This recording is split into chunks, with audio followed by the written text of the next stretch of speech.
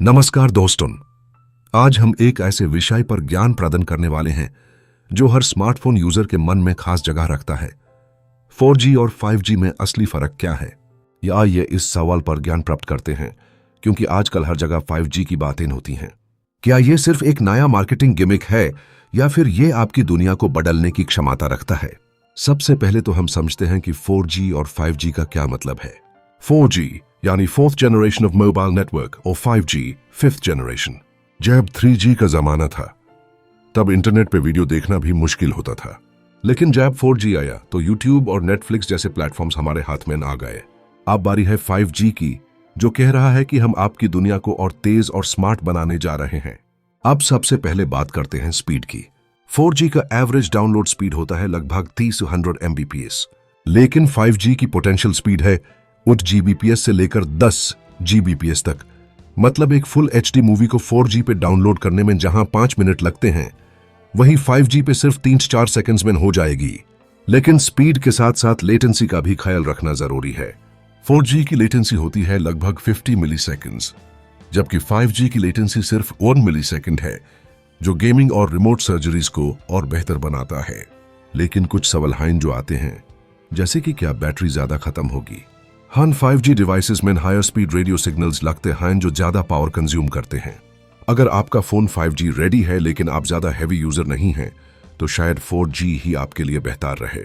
5G का असली फायदा तब दिखाई देता है जब आप ऑनलाइन क्लासेस, जूम कॉल्स या क्लाउड गेमिंग जैसे कामों में हैं। लेकिन अगर आप सिर्फ सोशल मीडिया पे ब्राउजिंग करते हैं तो 4G भी काफी है। आखिर में बात करते हैं 5G के ग्राउंड रियलिटी के बारे में। 2003 तक 5G सिर्फ बड़े शहरों तक सीमित है और कवरेज अभी भी छोटी जगह पर लिमिटेड है। इसका मतलब यह है कि आपका फोन 5G कंपैटिबल हो, लेकिन अगर एरिया में टावर नहीं है तो इसका क्या फायदा? हेल्थ इश्यूज का सवाल भी है, जहां साइंस कहता है कि 5G रेडिएशन नॉन आयोनाइजिंग है, लेकिन अभी लॉन्ग टर्म रिसर्च चल रही है। तो इसका असली धमाका तो फ्यूचर में ही देखने को मिलेगा। बहुत से लोग अब 5G के बारे में पूछ रहे हैं और एक प्रमुख सवाल है, क्या इससे हेल्थ इश्यूज हो सकते हैं? जब हम 5G के रेडिएशन को देखते हैं तो साइंस ये बताता है कि ये नॉन आयोनाइजिंग है।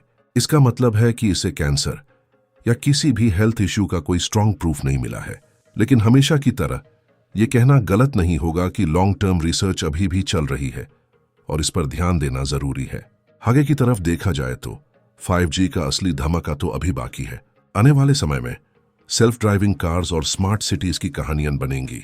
5G का पोटेंशियल वाकई में चौंकाने वाला है, जैसे कि रिमोट सर्जरीज और AI बेस्ड ऑटोमेशन। इन सभी इनोवेशंस के लिए 5G की स्ट्रांग और रिलायबल नेटवर्क जरूरी है, जो कि पूरे देश में मिलेगी। आप सोचिए, एक ऐसी दुनिया जहां सब कुछ सीधा और बिना किसी रुकावट के काम करे, यह सिर्फ 5G के सहारे मुमकिन है। तो अब अनिल जी के दोस्तों के लिए एक फाइनल सवाल है, क्या आपको अभी 5G लेने की जरूरत है या रुकने की? अगर आप एक मेट्रो या बड़े शहर में हैं और आपके पास बजट और 5G फोन है, तो बिल्कुल आप 5G ले सकते हैं। लेकिन अगर आप लाइट यूजर हैं, कवरेज एरिया में कुछ डाउट है और बजट टाइट है, तो फिर शायद अभी 4G का मजा लेना बेहतर होगा। सही वक्त का इंतजार करना कभी कभी सबसे बेहतर फैसला होता है। आखिर में मुझे बताएं ना, आपको यह वीडियो कैसा लगा? क्या आप 5G पे स्विच करने वाले हैं? कमेंट में जरूर बताएं। वीडियो को लाइक करें और अपने दोस्तों के साथ शेयर करना ना भूलें। और हाँ, चैनल को सब्सक्राइब करना जरूरी है।